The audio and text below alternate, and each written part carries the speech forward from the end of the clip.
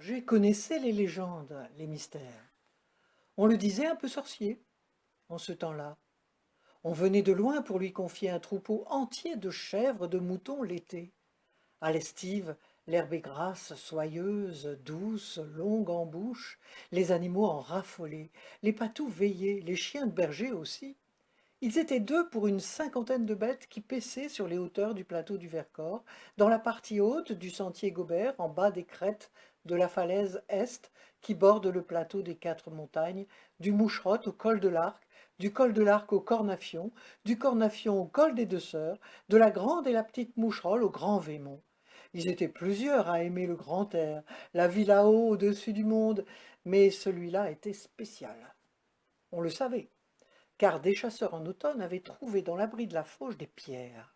Pas n'importe quelles pierres, des pierres gravées comme au temps de la préhistoire. Il écrivait sur les pierres des signes, de drôles de signes cabalistiques. Il écrivait l'histoire du plateau des quatre montagnes du Vercors, ses histoires, ses légendes, ses contes. L'important pour lui était de trouver de belles formes, lisses, où les caractères s'aligneraient en harmonie les uns avec les autres, les longues soirées d'été arrivées devant la cheminée, où quelques bûches réchauffaient l'atmosphère humide et de plus en plus fraîche au fur et à mesure qu'on avançait dans la belle saison jusqu'à l'automne. Ce soir-là, il leur a parlé doucement à l'oreille.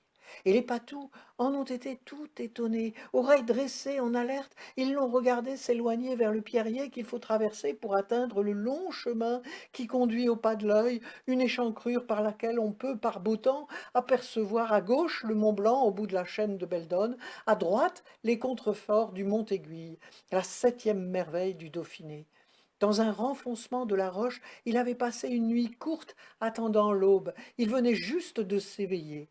De longues traînées roses zébraient le ciel qui s'allumait progressivement. Il montait pour ce spectacle inoubliable qui peuplait son imaginaire. Il cherchait la pierre rare qu'il pourrait investir de son écriture à la pointe fine. Il l'aperçut de l'autre côté du sommet, tendit la main pour l'arracher à la paroi, et là, il s'arrêta pile. Des points gris alignés sur le chemin avançaient en silence, une longue procession de fourmis. Non, les Allemands montaient à l'assaut de la citadelle du Vercors, là où on ne les attendait pas, les crêtes étaient dégarnies, les maquisards étaient réfugiés au centre du plateau sur les collines feuillues qui séparent les quatre montagnes. Comment les prévenir? C'est alors que le berger vit la marmotte pointer le nez hors de son trou. Elle les avait entendus, elle aussi. Elle siffla avant elle pour appeler.